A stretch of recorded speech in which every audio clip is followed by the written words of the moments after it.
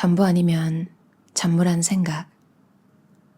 사울이라는 한 남성은 12번의 팀 CBT 치료 이후에야 수년간의 우울증에서 회복했다.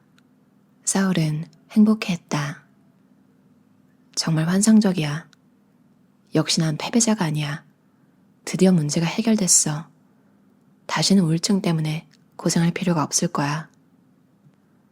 3주 뒤 사울은 아내와 말다툼을 하고는 심술이 나서 답답함과 분노, 낙담 등을 느꼈다. 그러고는 다음날 아침에 눈을 뜨면서부터 심한 우울감에 빠져들었다. 좋아진 건 그저 유행이었어. 그 치료는 사실 효과가 없었던 거야. 결국 나는 쓸모없는 사람이야. 앞으로 평생 비참하게 지내겠지.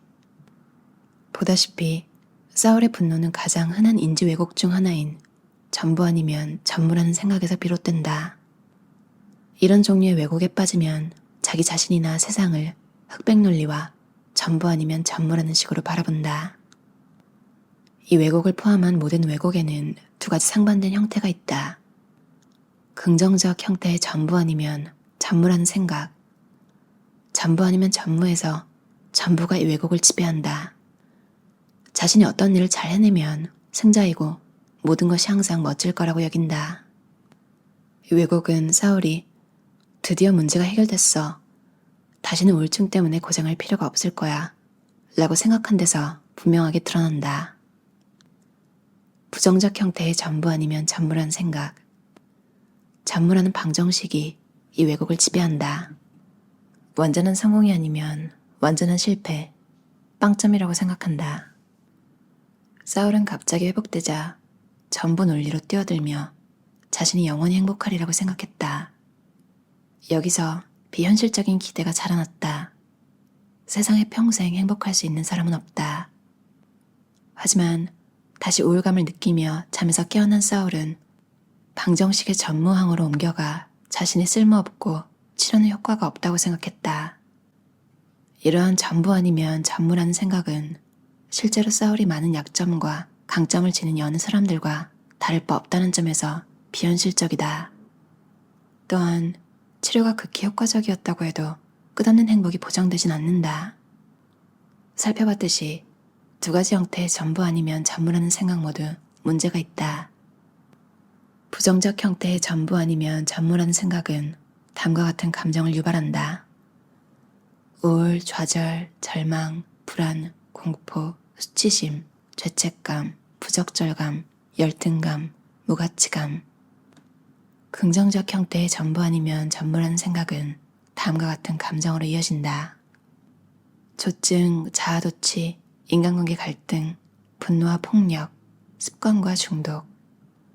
전부 아니면 전무라는 생각을 피하기 어려울 때도 있다. 누구나 자신도 모르는 사이 아주 쉽게 이 왜곡에 빠져든다. 긍정적 재구성. 전부 아니면 전무라는 생각은 인생을 정말 극적으로 만들기도 한다. 일이 잘 풀릴 때는 자신을 승자라고 생각하며 마냥 행복해할 수 있다. 꽤 멋진 일이다.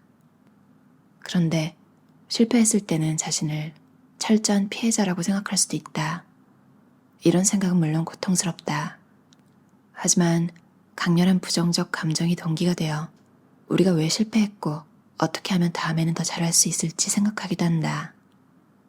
이 역시 분명 좋은 일이고 현실적이다.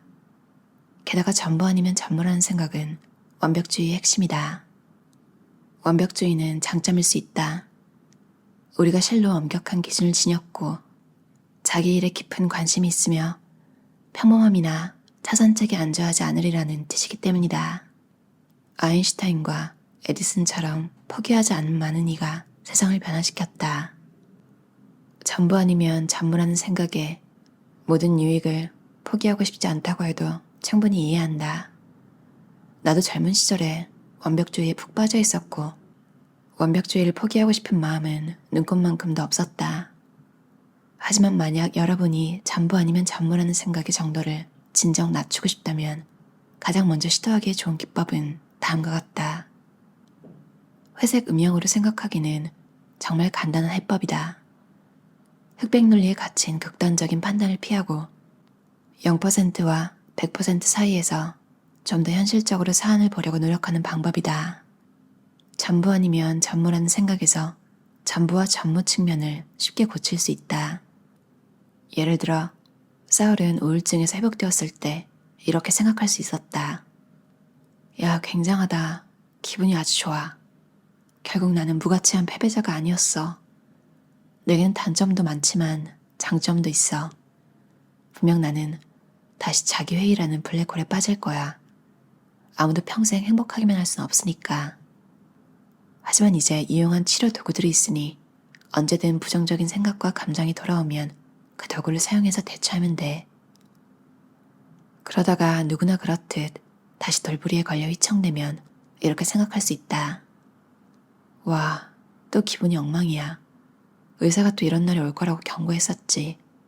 그런데 무엇 때문에 이렇게 속상하지? 뭐, 지난밤에 아내와 말다툼이 있었지. 부부는 거의 다 때때로 싸우기 마련이니까. 이 문제를 대화로 잘 논의하면 우리는 더 깊은 사랑을 다시금 느낄 거야. 이런 회색 음영의 메시지가 전부가 아니면 전무라는 생각에서 비롯되는 극단적 감정 기복을 막는데 어떻게 도움이 되는지 알겠는가? 전부 아니면 전무라는 생각은 거의 항상 왜곡이다. 왜냐하면 세상의 대부분은 전부 아니면 전무라는 용어로 정확히 설명할 수 없기 때문이다. 예를 들어 이 책이 지금까지 쓰인 책들 가운데 가장 환상적인 책이라고 말할 수 있을까? 셰익스피어, 심지어 성경보다 더 나을까? 그렇지는 않을 것이다. 이 책이 가장 환상적인 책이 아니라면 완전히 0점일까? 그렇게 형편없을까?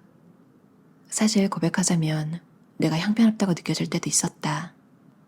하지만 내 글이 그렇게까지 엉망이라고는 생각하지 않는다. 이 책을 전부 아니면 전무라는 생각으로 판단한다는 건 현실적이지도 못할 뿐 아니라 내 창의력에도 방해가 된다. 완벽하게 글을 써야 한다는 부담, 뭔가 엄청난 생각을 해야 한다는 부담이 어마어마할 것이기 때문이다. 하지만 나는 완벽하게 쓰는 법도 엄청난 생각을 하는 법도 모른다. 그래서 전부 아니면 전무라는 생각에 굴복한다면 결국 글이 막히는 지경에 처하고 말 것이다. 과거에 첫 번째 책 Feeling Good 원고를 수정하려고 할 때 그런 일이 있었다. 출판사와 계약을 하고 계약금을 받은 뒤였는데 편집자 마리아가 책을 다시 써야겠다고 말했다. 책이 지루하니 수정해서 베스트셀러로 만들자는 맞는 말이었다. 책상 앞에 앉았지만 열흘 동안 단 한 문장도 쓰지 못했다. 마침내 다음과 같이 나를 괴롭히는 부정적인 생각을 적었다. 나는 베스트셀러를 어떻게 써야 하는지 모른다. 마리아는 내게 실망할 것이다. 그러자 전부 아니면 전무란 생각이 보였고 대신 다음과 같이 생각하자고 마음을 고쳐먹었다. 나는 베스트셀러를 쓰는 법을 모르며 베스트셀러를 쓰는 게 내 직업도 아니다. 출판사에서 책의 홍보와 마케팅을 도와줘야 한다. 내가 할 일은 환자들과 대화하듯이 독자들과 대화하는 것이다. 이건 내가 할 수 있는 일이고 베스트셀러가 되든 되지 않든 우울감을 느끼는 일부 사람들에게 큰 도움을 줄 수 있을 것이다. 그 즉시 흥분이 샘솟고 창의력이 솟아나는 게 느껴졌다. 수정본은 정말 쉽고 재미있다는 평을 들었다. 세상의 어떤 것 또는 어떤 사람의 자질 같은 것을 생각해보면 그 무엇도 전부 아니면 전무라는 용어로 정확히 설명할 수 없다는 사실을 알 수 있다. 예컨대 IQ나 체력을 생각해보자. 여러분은 아마도 아인슈타인만큼 머리가 좋진 않겠지만 많은 분야에서 꽤 머리가 잘 돌아갈 것이다. 또 아마도 올림픽 역도 챔피언만큼 힘이 세지는 않겠지만 힘께나 쓰기도 할 것이다.